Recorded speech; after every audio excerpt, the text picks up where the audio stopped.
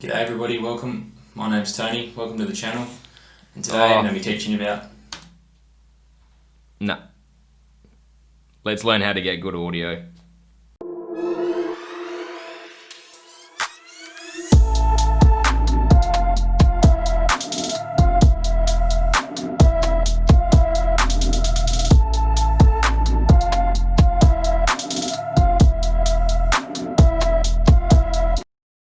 G'day everybody, welcome back to the channel. For the people that are new here, welcome. We're going to be teaching everything photography here, whether it's to do with editing, whether it's to do with taking of photos, etc, etc. So if you like that type of content, please hit subscribe and hit the little notification bell so you don't miss any future episodes.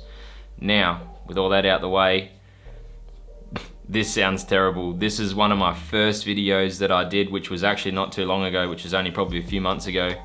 But I've already stepped up my audio. You know, like I've said in a few previous videos, I haven't even really, I'm only starting to learn video and audio and things like that. So the first few videos I've got, they suck.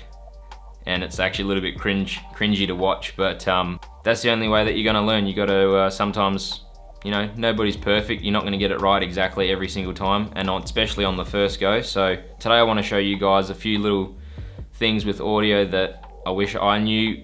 The first thing you want to do is get an external microphone. That's going to obviously change your audio quality, your cameras, even your iPhones and things like that. You can do external mics. I have a DSLR camera that I'm filming on, and that has an internal microphone. When you have an external microphone, obviously your audio quality is going to go up. Now, this is the microphone that I bought. It's the Rode Video Mic Pro Plus. Pretty expensive, not gonna lie. $349. That's a hell of a lot of money.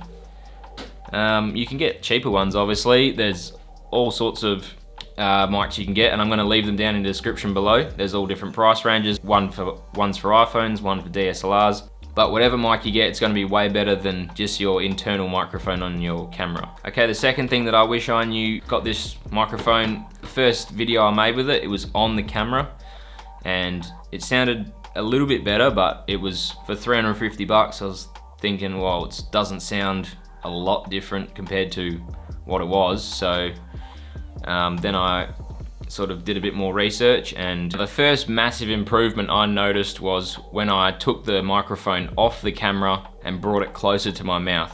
Now I'm gonna go to my little selfie camera stick that I've got. So 3, 2, 1. Now we are here. This is how close the mic needs to be to your face, or even closer in that matter. You would probably think that this doesn't make much of a difference, but this makes a world of difference, you know.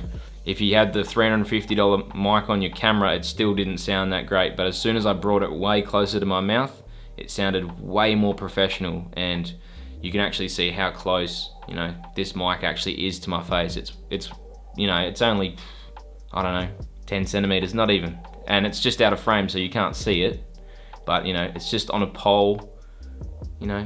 It just goes to a pole and then it goes all the way back to my camera there, which is behind my light. So that is probably my biggest tip for you guys, is to just get the microphone off the camera and bring it way closer to your mouth. That'll get a way better result. The next thing I want to show you guys is actually running a few sort of software things on top of your audio files. That'll start to bring your audio way up in quality as well. Once you start running software and you understand a little bit to do with the software on what it does, and there's hundreds of different filters, and I don't know all of them. I don't even know half of them, but just a few little things that I've learned over the last few episodes that I've made, it's really sort of even blown me away that my audio could sound that good already. So I'm just sharing my knowledge with you, and we want to learn together. So let's dive into Premiere Pro, which is the program I'm using. Okay, so now you have your audio file sounding good. You've got your microphone close to your mouth. Now we've brought this into Premiere Pro. Now I'm going to show you a few little things that I put on top of my audio tracks so they sound a little bit better. So I've pulled up this old video for you guys here. Now if we just listen to this audio normally. G'day everybody, welcome back to the channel. Yes, you've noticed I have the same old hat on as usual, but hey, it's to cover the curls, guys. My hair, you know, haircuts only last me a week. Covers up.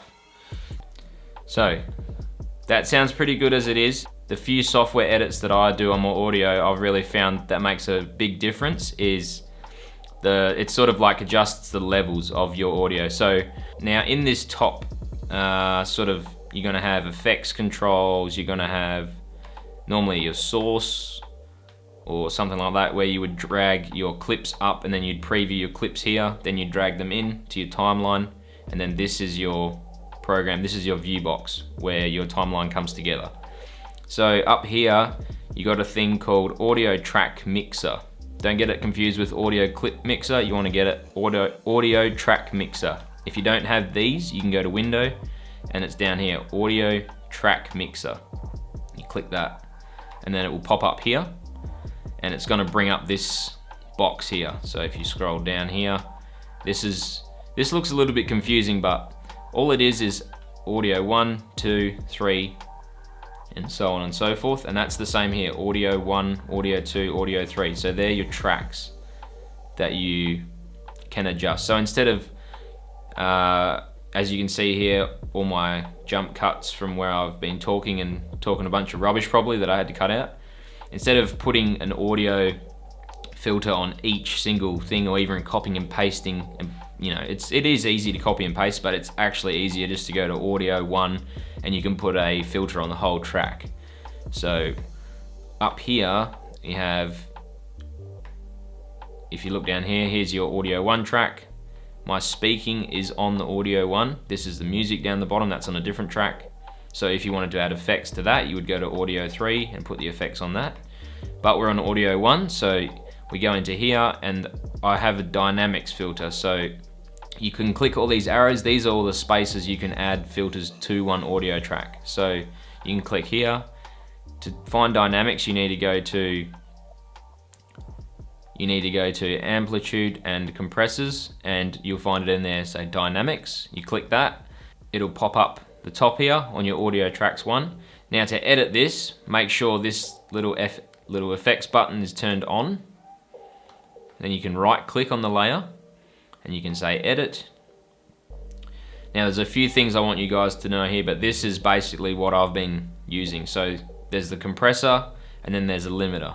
So what the compressor and the limiter does is basically when you're recording your audio, you want to be recording anything, make sure it doesn't be recorded above 0. You want to probably be recording it minus sort of anywhere between minus 15 and minus 6 decibels. You don't want to sort of you don't want it to record any higher than that, because I've done that and that sucks because I had to record the whole video. I don't know if you noticed on my signatures video, on the thumbnail, I have a different shirt onto the actual video, which is not normally what I do.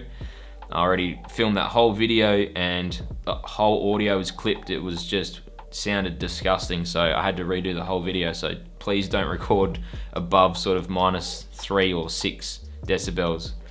The next thing you want to know is what does a compressor do? Compressor, basically you can tell the dynamics. Okay, so if I'm whispering really quiet, then that's going to be recorded at a very low decibel. And then if I'm talking really loud, that's going to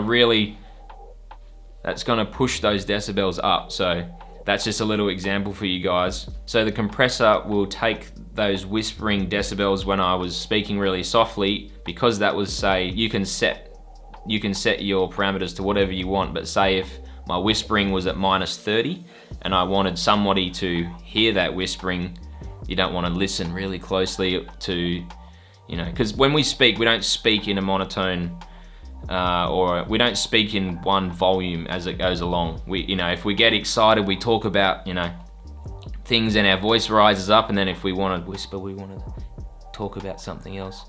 And the reason why you can hear me whispering at the moment is because I have dynamics turned on and I've set those parameters so you can actually hear me whispering, even though it sounds, it's hard to explain, but you can hear me whispering because that's how it is coming out of my mouth originally. But when you're recording something, you can turn those volumes up. Enough with trying to explain it. It's easier probably to explain it on here, but basically here we're just going to say compressor means if anything has been recorded at minus 20, that means it's going to be affected. right? And how do I want to affect it? This here I have plus 10 decibels. So for anything that has been recorded at minus 20, I'm telling it you need to make that plus 10. So if it's recorded at minus 20, that will play back now at minus 10 because we've plus 10 decibels. So that whispering that was say at minus 20 or minus 30, you can choose to say, hey, let's boost that up, but it's not going to boost the rest of the audio. That's just going to boost anything that was recorded in a lower decibel to boost it up to whatever you choose it to be. Now, the limiter is another thing. So if I showed you an example before when I was talking really loudly, that will record, say, that might be at, minus 6 or minus 5 or 4 or 3. So it's getting real close to that 0. You don't want it to clip. You've brought the whispering levels up, or, the softer talking in your videos, and then you don't want your normal voice or your excited voice when you're talking louder or to be clipping. So you can just limit that. You can just say, on the limiter, I want to say minus 3.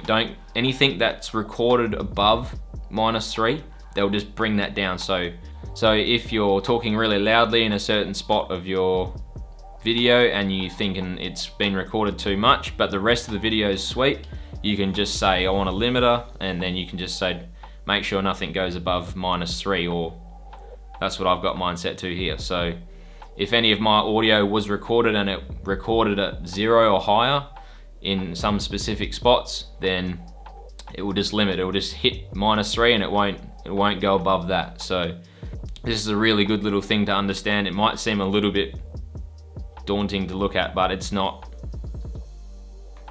The other thing you can probably add onto there is go into filters and EQ, and you can do a parametric equalizer. Now if you go into that and go edit. So when you're in the parametric equalizer, it looks a little bit confusing as well, as you would expect. But basically when you play your video back with audio, this is going to pop up as your information. So if my voice sounds pretty bassy already, but some people might not have a bassy voice, or they don't have those low tones in their voice.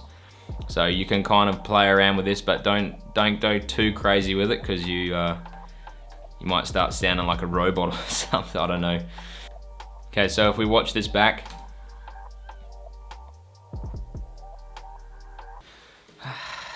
G'day everybody, welcome back to the channel.